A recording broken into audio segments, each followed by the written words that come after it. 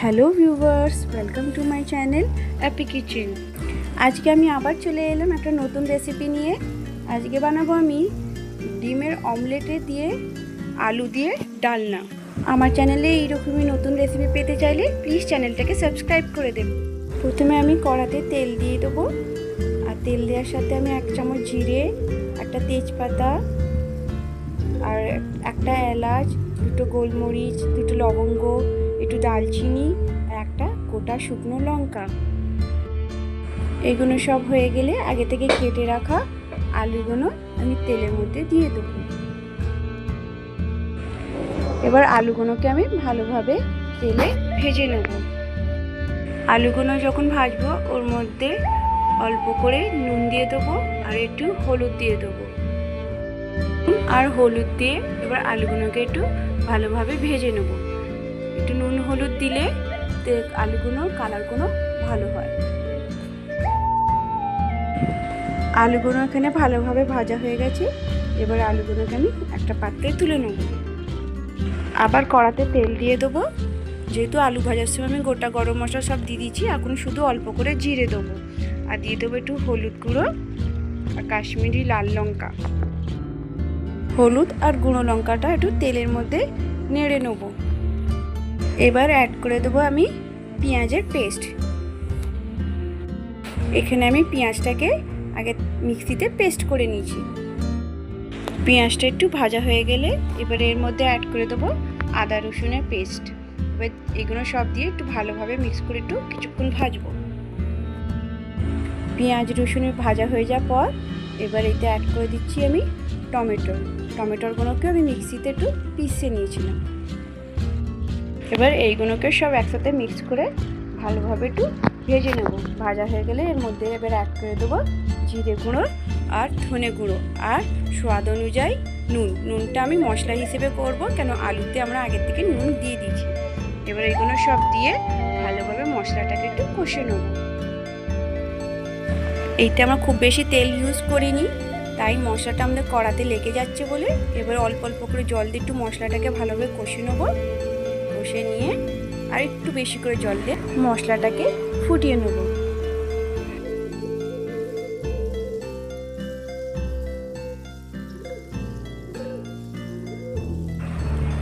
মশলার গ্রেভিটা ফুটে গেছে।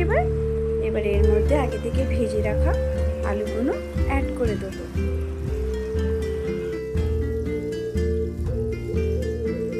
গ্রেভিটা যখন একটু ফুটে যাবে এবার এর মধ্যে আমি কাঁচা লঙ্কা অ্যাড করে দেবো।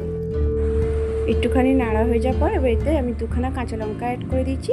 কাঁচা লঙ্কা অ্যাড করে দিয়ে এবার এখানে আমি চাপা দিয়ে দেবো। এখানে আমি অমলেট করার জন্য 2খানা ডিম নিয়েছি। তারপর একটা বাটিতে পেঁয়াজ নিলাম আর স্বাদ অনুযায়ী একটু নুন দিয়ে দিলাম। তারপর একটা আলাদা প্যান বসিয়ে ওর মধ্যে তেলটাকে গরম হতে দিলাম। তেলটা গরম হচ্ছে, ডিমটাকে ফাটিয়ে বাটিতে নিয়ে নিলাম। একটু ডিমটাকে এবার ভালোভাবে পেঁয়াজের সাথে মিক্স করে ভালোভাবে গুলে নেব। এই তেলটাকে পুরো প্যানেতে ছড়িয়ে দেবো। তারপর এবার তেলটা আমার গরম হয়ে গেছে। এবার এর মধ্যে ডিমটাকে দিয়ে দেবো। এবার ডিমটাকে ভালোভাবে দুদিক দিয়ে ভেজে অমলেট করে নেব। এইভাবেই 2খানা ডিমকে ভেজে নেব।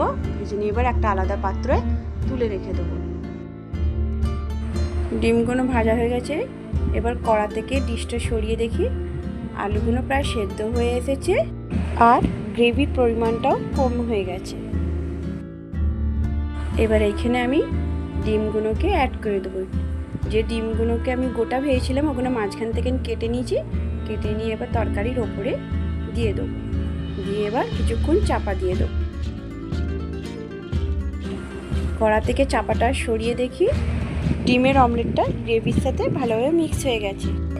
একদিকে ভালোভাবে হয়ে গেছে, আবার ডিমটাকে আর একদিকে উল্টে দেবো, যেতে ডিমের যে জুসটা আর তরকারির মধ্যে ডিমের ফ্লেভারটা ভালোভাবে চলে আসে।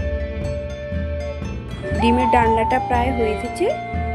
আর এবার আমি শেষেতে অ্যাড করে দিচ্ছি ধনেপাতা। চারিদিকে একটু ছড়িয়ে দেবো। ধনে পাতাটা দিয়ে এবার কিছুক্ষণ চাপা দিয়ে রেখে এবার গ্যাসের ফ্লেমটাকে অফ করে দেবো। আলু দিয়ে আর ডিমের অমলেট দিয়ে এই ডিমের ডালনা রেসিপিটা আপনাদের কেমন লাগলো প্লিজ কমেন্ট করে জানাবেন। ভালো লাগলে একটা লাইক দেবেন। Thank you for watching my video.